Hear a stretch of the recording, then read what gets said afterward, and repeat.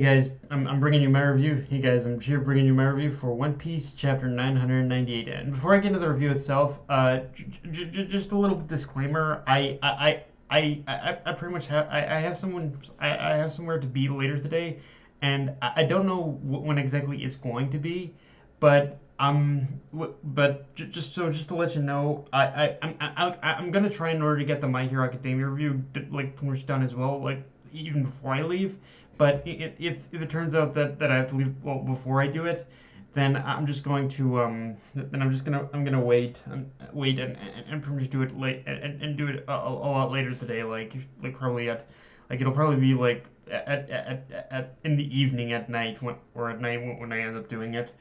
Um, but okay, so One Piece chapter 998, and right out of the gate, let's talk about Yamato's friend, because just from the silhouette that was shown, we, it was just from the silhouette that was shown and the supposed man she says that was came to kill Kaido.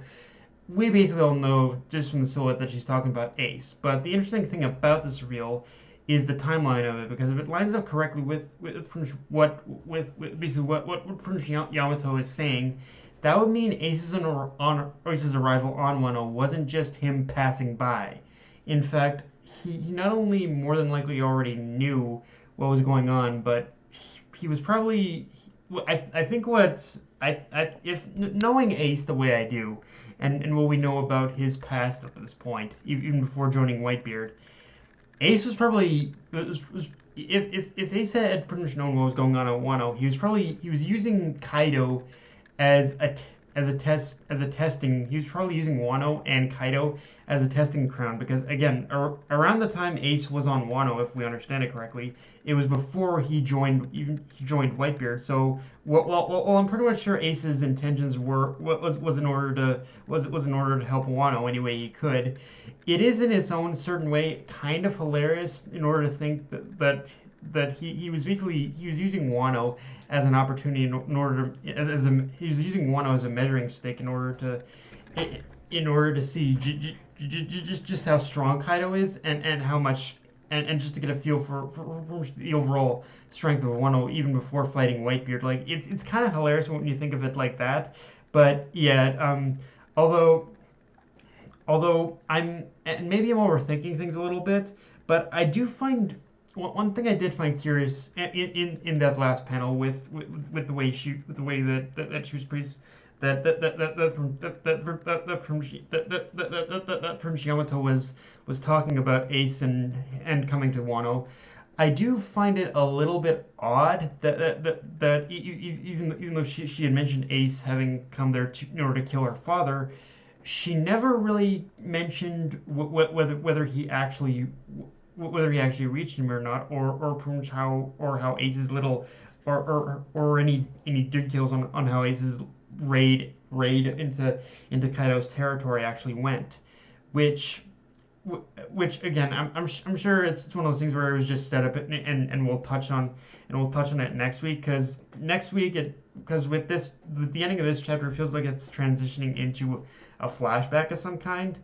So we'll probably touch on the details of it there, but it's like I do find it odd that Prince Yamato was very careful in the things she mentioned, and how there were certain things that and how there were certain things that she was kind of, it almost felt like she was keeping something from Momonosuke for sure. Um, Now, I haven't necessarily mentioned it in previous chapters, but I am going to mention it here, which is that on the Straw Hat side of things, Oda has been very keen on drawing attention to the fact that everyone has been doing their part in order to keep the path open for Zoro, which isn't anything too surprising, because the Prince moment that the moment that the Prince Zoro had Prince wielded Enma, we knew that Wano had cemented his role in the story.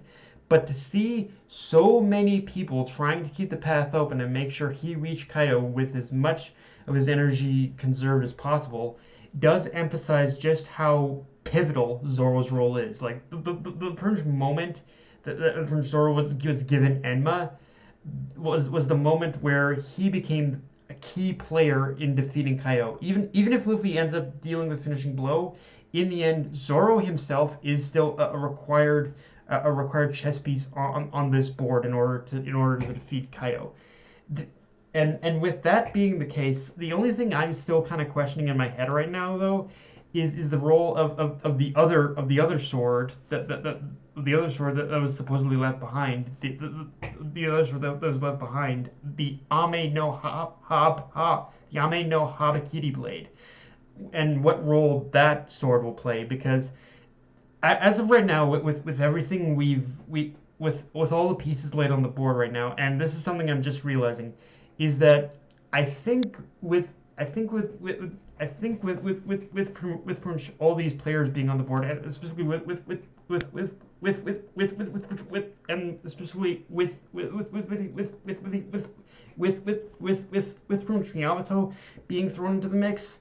I think that the Yamato is the one who's basically going to wield that particular sword now. So I think the setup that we're looking at with this arc right now is that it's going to be with the climax specifically. That's going to be Luffy, Zoro, and Yamato as the main players in the final battle versus Kaido. And like when I look at it that way, it is the perfect setup because you have Luffy who's basically been training in order to in basically row. You have pretty much Zoro who's basically wielding Emma. And again, if things play out the way I think it will, you'll also have pretty much have Yamato, who's Kaido's daughter, and possibly wielding Ame no Habakiri. It's the perfect setup, really. Like it is the ultimate way in order. It would be the ultimate way in order to defeat him, really. So yeah, I think. So yeah, all the pieces you can see are kind of starting to form here, and yeah, if nothing else, Oda definitely used this chapter to pimp out his creativity and power showcase of the Tobiroppo on top of setting up some very interesting battles. Because first off, we get to see Frankie versus it's from Sasaki, whose devil fruit is revealed to be a Triceratops, which is just so perfect of a setup. Because if you've ever played an RPG, this battle of basically Sasaki and Frankie, it's basically the equivalent of a pretty much tank fight of a tank fight. In order to see which one can hold out the longest. And it's fun. It's funny how only like I was always kind of I'm not gonna lie. Maybe it's because I have some kind of mental defect. I don't know. But I was always kind of confused, but by the power dynamics that were going on with Frankie and what his opponents always were. But it's only now that I'm realizing that the dynamics with Frankie's opponents and just how a lot of it works beautifully with Frankie as a character who at this point is basically a walking tank himself. Like it's just he's basically the one who pretty much fights all the pretty much tough guys or the ones who basically put up the most defense. Which he's basically he's pretty much the one in order to break the enemy's defense, which I love. And it's.